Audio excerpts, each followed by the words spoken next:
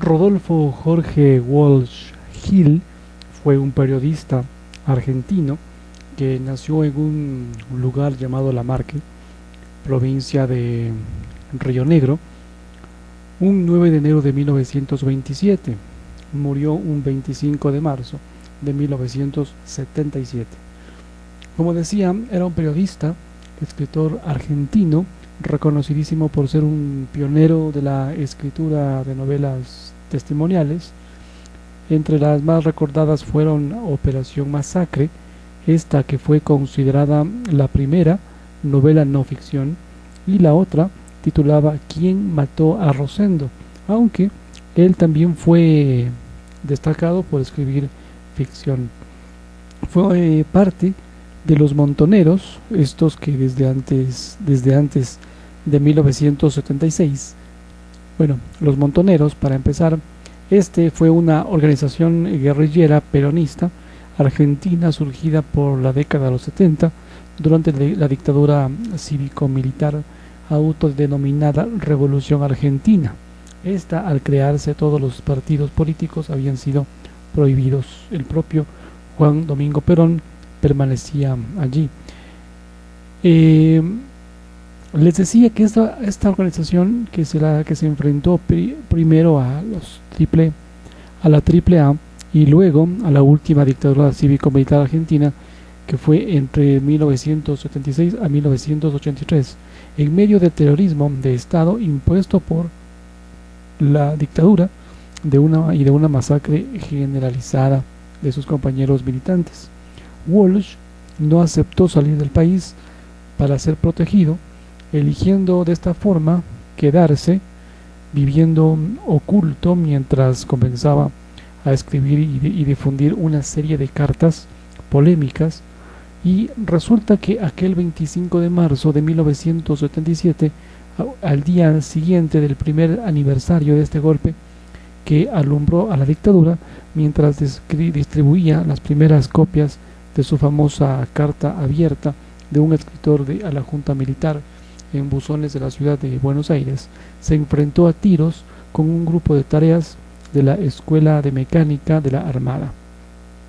Esta que lo emboscó e hirió fatalmente, llevándolo su cuerpo moribundo en el acto.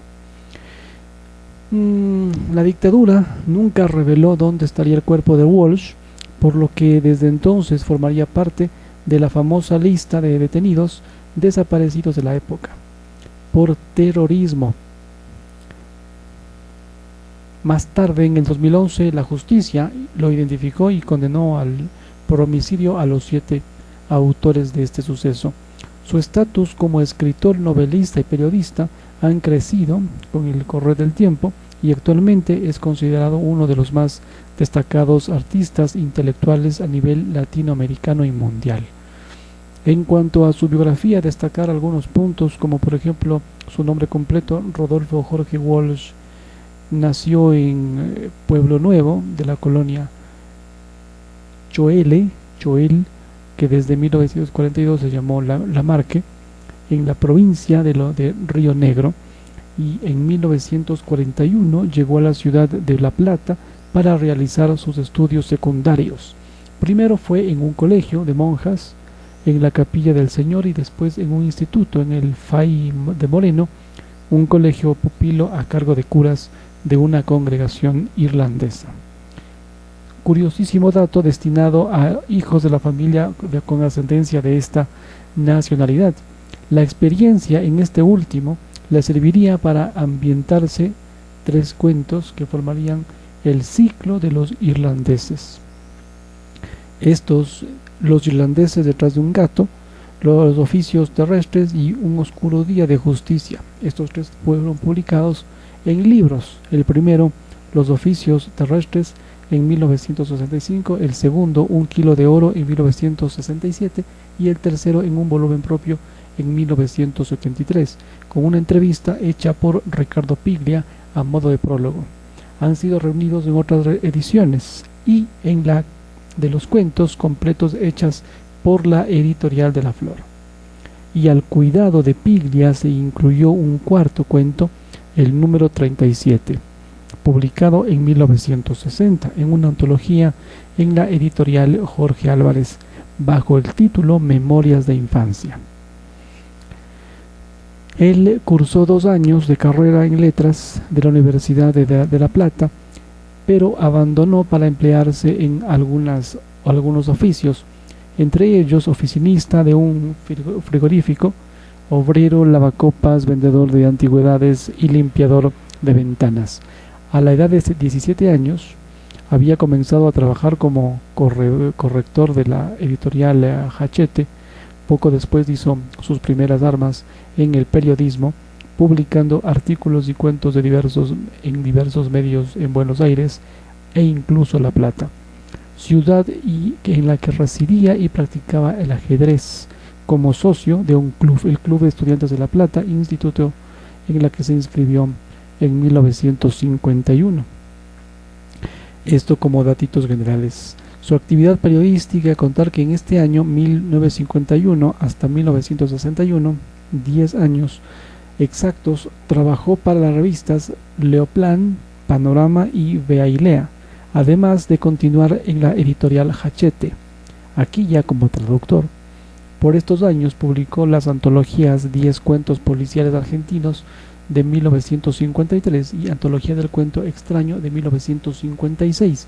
Tanto las ediciones de 1976 como la del 2014 han reaparecido en 4 tomos.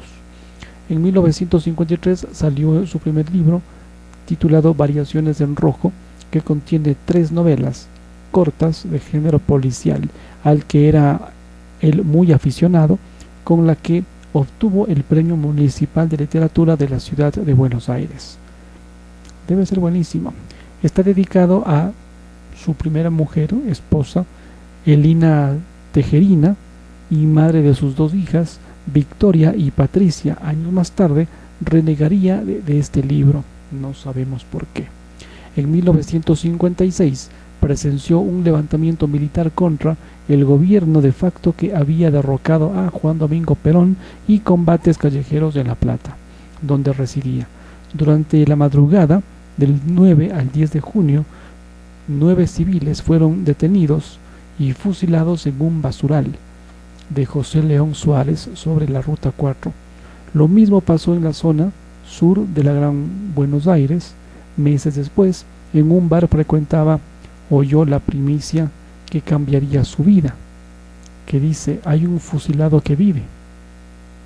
Logró identificarlo como Juan Carlos Libraga, al que entrevistó y por quien pudo saber que había otros sobrevivientes acá. Trabajó los meses siguientes en febril persecución y búsqueda, interrogando a conocidísimos vecinos y sobrevivientes. Él alquiló una casa en el delta de Tigre bajo el nombre falso de Francisco Freire, y en unos meses escribiría la primera versión de lo que sería la Operación Masacre. Este prólogo de la primera edición del libro evidencia sus intenciones de no dar por terminada la investigación publicada. Esta es la historia que escribió en caliente y de un tirón para que no le ganaran de mano, pero que después se iba arrugando día a día en un bolsillo, porque la paseó por todo Buenos Aires y nadie le quería publicar el libro y casi ni enterarse. Al fin, el 15 de enero al 30 de marzo de 1957, conseguiría la publicación de este en un pequeño diario nacionalista, Revolución Nacional, del 27 al 29 de junio. Este publicó 9 artículos más en la revista, mayoría de los hermanos Tulio y Bruno Jacobella, por cuya recomendación se presentó en el estudio Ramos Mejía, donde funcionaba el seminario Azul y Blanco, donde pidió hablar con el doctor Marcelo Sánchez Sorondo, su director, en diciembre de 1957. Aparecería la primera edición del libro con el subtítulo Un proceso que no ha sido clausurado, de Ediciones Sigla, sostenida por Jorge Ramos Mejía y propiedad de Sánchez Sorondo. En reediciones posteriores de 1964-1969, 7 ediciones entre 1972 y 1974, Walsh fue rectificándose datos, agregando y suprimiendo prólogos y epílogos, comentando el impacto del libro con el paso de los años y demostrando al mismo tiempo la evolución de su pensamiento, que fue virando cada vez más hacia la lucha armada y alejándose del liberalismo de izquierda con el que escribió la primera versión. Esta Operación Masacre es considerada una pieza de investigación periodística precursora del nuevo periodismo y considerada por algunos la primera novela testimonial o novela de ficción o de no ficción, anticipándose por 10 años a La Sangre Fría, del estadounidense Truman Capote, fundadora del género en el ámbito anglosajón, A Sangre Fría. Esta es una novela testimonio del periodista y escritor Truman Capote. El activista político y de derecha hasta 1957, su relación con grupos políticos había sido casi nula. Entre los años 44 y 1945 tuvo acercamientos a la Alianza Libertadora Nacionalista, un agrupamiento que caracterizó años más tarde como la mejor creación del nazismo en Argentina, antisemita y anticomunista en una ciudad donde los judíos y la izquierda tenían un peso propio.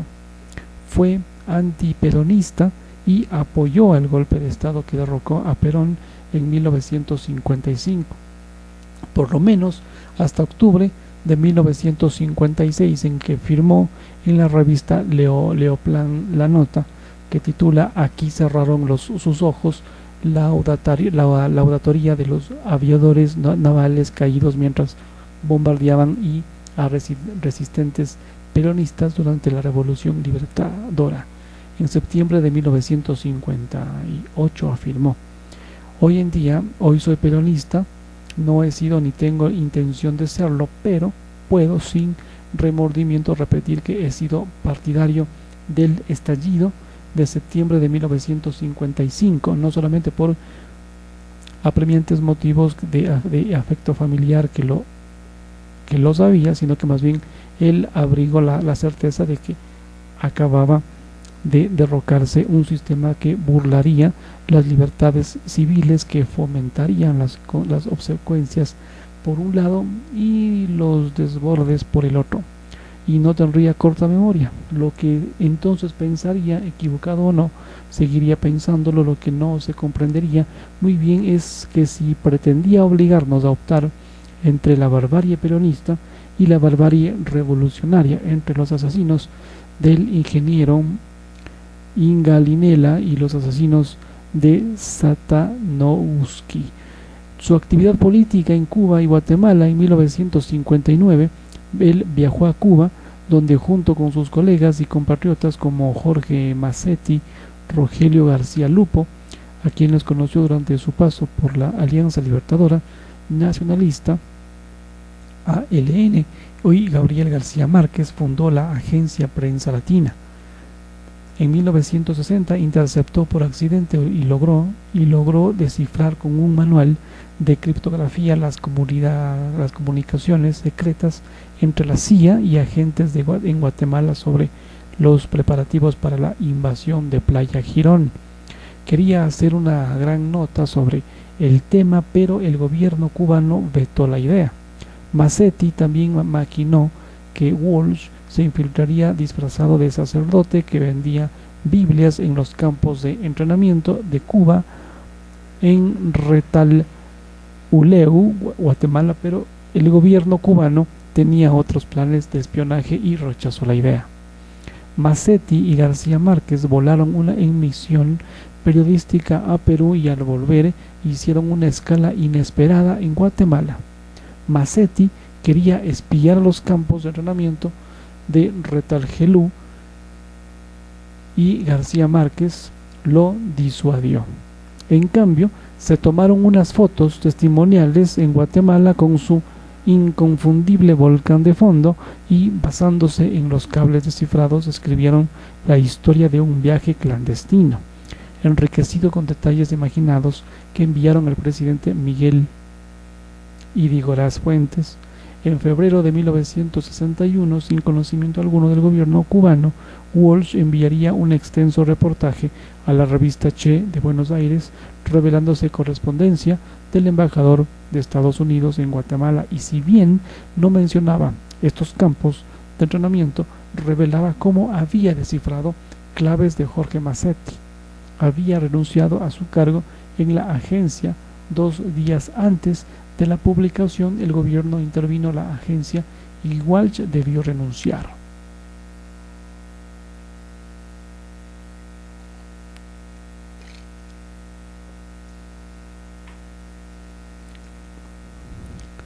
De regreso a Argentina, desde su regreso a este país en 1961, seguiría viviendo en Loreley, la casa alquilada en el Delta de Tigre, donde escribiría la primera versión de Operación Masacre. En esos años publicó sus dos únicas obras de teatro, llamada La Granada y La Batalla, y sus colecciones de cuentos más célebres, Los Oficios Terrestres por un lado, de 1965, que incluye el cuento Esa Mujer, y Un Kilo de Oro, de 1967. En este año conoció a Lilia Ferreira, quien sería su compañera hasta su desaparición. Esto ocurrió en 1967. No sabemos cuándo desapareció. A partir de 1968, según escribió Walsh, sus ideas sobre literatura y compromiso político se modificarían de modo sustancial, empezando a privilegiar al segundo por sobre la primera. Trabajó en la revista Panorama, y durante la dictadura de Onganía fundó el seminario de la CGT de los argentinos, que dirigió entre 1968 y 1970, y que luego de la detención de Raimundo Ongaro y el allanamiento de 1969 a la CGTA se publicó en forma clandestina. En 1969 publicó ¿Quién mató a Rosendo?, que era una investigación sobre el asesinato del dirigente sindical Rosendo García. Walsh concluyó que el responsable era Augusto Timoteo Bandor, secretario general de la CGT y partidario de una política menos combativa y más concesiva con el gobierno militar. Se sorprendió al enterarse de su asesinato. Wow. A mediados de los 70, la militancia en Montoneros había empezado a relacionarse con el peronismo de base, brazo político de las Fuerzas Armadas Peronistas, FAP, luego de una escisión producida por diferencias políticas. Un sector de esta organización se fusionó con Montoneros. Allí su nombre de guerra fue Esteban, y luego el capitán profesor Neurus o Neurus.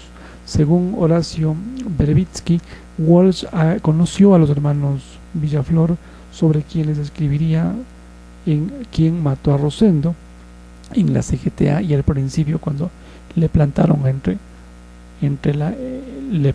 entrar en las Fuerzas Armadas Peronistas, pero este se negó.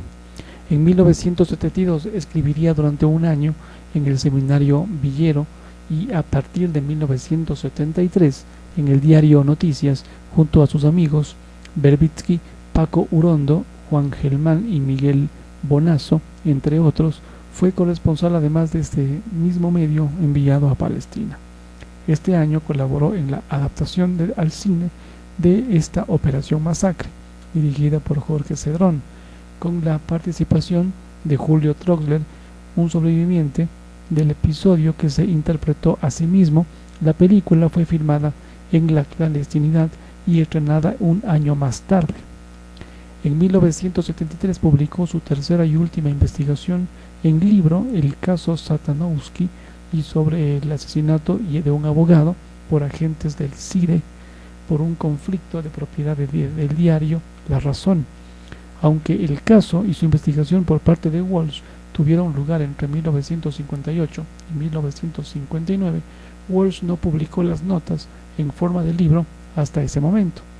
Al mismo tiempo, publicó el relato Un oscuro día de justicia, con una entrevista hecha por Ricardo Piglia a modo de prólogo.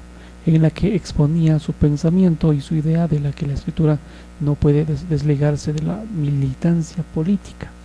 Walsh no volvió a publicar ficción y se dedicó a la actividad periodística y militancia en Montoneros, movimiento al que ingresó ese mismo año. En el 74 comenzaron las diferencias de Walsh con la dirigencia del movimiento a partir del pase a la clandestinidad decidido por la misma. A finales de 1975, algunos oficiales, entre los que estaba Walsh, comenzaron a elaborar documentos afirmándose que Montoneros debía volver a integrarse al pueblo, separar a la organización en células de combate estancas e independientes, distribuir el dinero entre las mismas y tratar de organizarse una resistencia masiva basada más en la inserción popular que en los operativos del tipo foquista. Otro autor interesante, Alejo Carpentier. Alejo, él es un periodista francés, nacido en Lausana,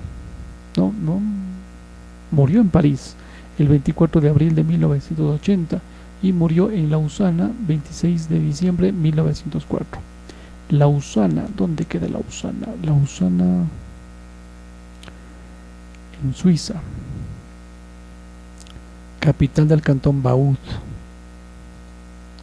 Él fue un escritor cubano y francés y que influyó mucho, notablemente en la literatura latinoamericana durante su periodo de auge. La crítica lo consideró uno de los escritores fundamentales del siglo XX en lengua española, en lo que se conoce, y uno de los artífices de la renovación literaria latinoamericana. En particular, a través de este estilo que incorpora el autor varias dimensiones y aspectos de la imaginación para recrear la realidad, elementos que contribuyeron tanto a su formación y uso de lo real maravilloso. También ejerció las profesiones de periodista durante gran parte de su vida y musicólogo con investigaciones musicales y organizaciones de conciertos, entre otras cosas. Sin embargo, alcanzó la fama debido a la actividad literaria.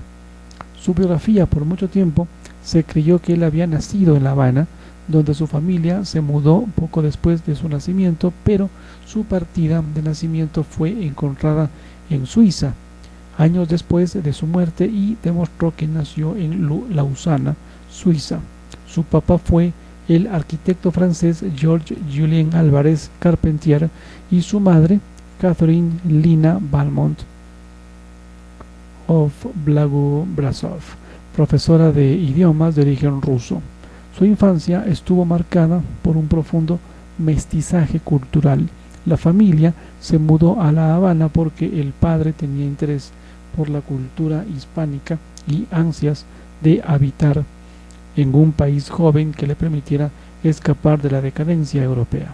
Así es que Carpentier creció en trato cercano con campesinos cubanos blancos y negros, hombres malnutridos, cargados de miseria, mujeres envejecidas prematuramente, niños mal alimentados, cubiertos de enfermedades, una realidad totalmente plasmaría pues en sus obras. Su infancia coincidió con los primeros años de la República Independiente, un periodo en el cual las escuelas se centraban en el pasado colonial español debido a la carencia de materiales actualizados, de acuerdo con los libros que estaban vigentes y se usarían en la España de finales del siglo XIX. A la edad de 11 años se trasladó con sus papás a una finca en Loma de Tierra del reparto El Cotorro, cerca de La Habana. De los 11 a los 17 años sus papás se encargaron de la educación suya y él le enseñaba literatura a ella y ella música. Entonces, lo que fue de gran influencia en el joven y por lo que se sintió bastante inclinación desde la época. Por esos años su papá los abandonó y él abandonó sus estudios y empezó a trabajar para ayudar a su madre. Al fin de su educación primaria en Cuba, fue a París para completar parte de sus estudios secundarios en el Liceo Janson de Sailly, donde, tomando cursos de teoría de la música, llegó a ser, en sus propias palabras, un pianista aceptable. En 1917 ingresó en el Instituto de Segunda Enseñanza en La Habana para continuar sus estudios en teoría musical. En 1920 conseguiría entrar en la Escuela de Arquitectura de esa misma ciudad, aunque luego la abandonaría. A principios de los años 20 empezó a implicarse en política, especialmente en la abortada Revolución de Veteranos y Patriotas de 1923, aunque los grupos a los que se afiliaba no fueran específicamente partidistas, sino más bien unidos por el arte. Estos no carecerían de objetivos políticos y desarrollaron una labor de lucha contra la dictadura de Gerardo Machado, ascendido en 1925, y contra el capitalismo estadounidense. En Cuba, en 1921, empezó su carrera de periodista, profesión a la que se dedicaría prácticamente el tiempo completo de su vida.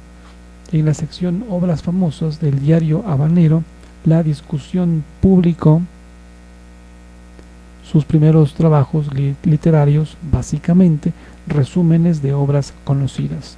Ese mismo año abandonó definitivamente la carrera universitaria y viajó de nuevo a Francia. Al regresar 2 años más tarde, redactó artículos de crítica musical y teatral en La Discusión y El Heraldo de Cuba. Su situación económica se estabilizó en estos años, llegando a ser jefe de redacción en la revista comercial Hispania. Escribió una historia sobre los zapatos para la Unión de Fabricantes de Calzados y colaboró en la sección de moda de la revista social bajo el seudónimo de Jacqueline. ¿Por qué? En 1923 formó parte de la Protesta de los 13 junto al grupo minorista del que fue fundador, y aunque descrito por sus miembros como intelectual y apolítico, participó activamente en la oposición del presidente Alfredo Zayas, y esta asociación se integró posteriormente en la Falange de Acción Cubana, que organizó el fracasado movimiento insurreccional de la Asociación de Veteranos y Patriotas.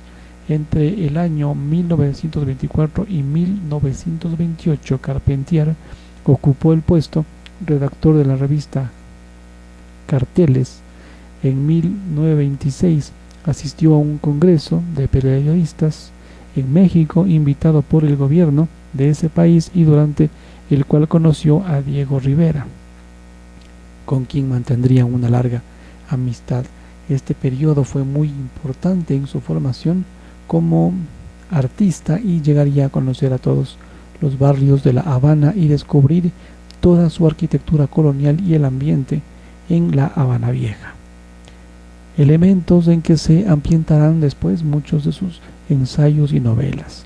Sus obras y afirmaciones de entre los años 20 y al 28 en esta década mostrarían que se implicó decididamente en el vanguardismo cubano, trabando amistades con sus figuras principales. Carpentier también amplió sus conocimientos musicales escuchando al compositor Amadeo Roldán. En 1927 se adhirió al Manifiesto Minorista, firma por la cual sería encarcelado durante 7 meses bajo acusaciones de profesar ideas comunistas. Durante este tiempo, Impresión redactó la primera versión de la novela Eque Yamba O, y en libertad condicional. En marzo de 1928 acudiría a un congreso de periodistas en La Habana, en donde conocería al poeta francés Robert Desnos, quien le ayudaría a huir del régimen machadista, entregándole su pasaporte y sus acreditaciones y ayudándole a embarcarse en un buque con dirección a Francia.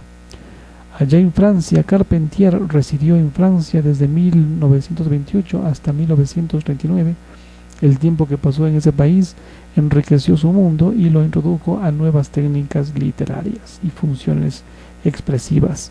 Su llegada se produjo durante el boom del movimiento surrealista, cuyos miembros lo recibieron con los brazos abiertos.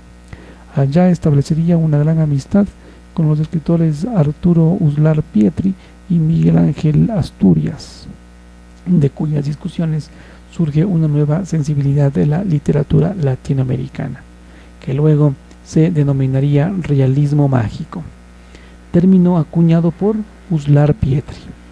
Luego de leer en los años 20 un artículo de Franz Roh aplicado a la pintura neoexpresionista alemana, y que luego el propio Carpentier en su prólogo El reino de este mundo de 1949 denominaría lo real maravilloso americano. Se estableció en Valencia, y colaboró en diversas revistas locales y cubanas con poemas y artículos sobre la música. Se unió a los círculos musicales de la ciudad y colaborando con el compositor francés Darius Milhaud, el brasileño Heitor Villa-Lobos y el cubano Alejandro García Caturla. Este grupo produjo una variedad de poemas, libretos y textos como Poemas de Antilles, nuevos cantos sobre textos de Alejo Carpentier con música de Gillard. Carpentier también escribió la serie de artículos de ensayos convergentes en 1928.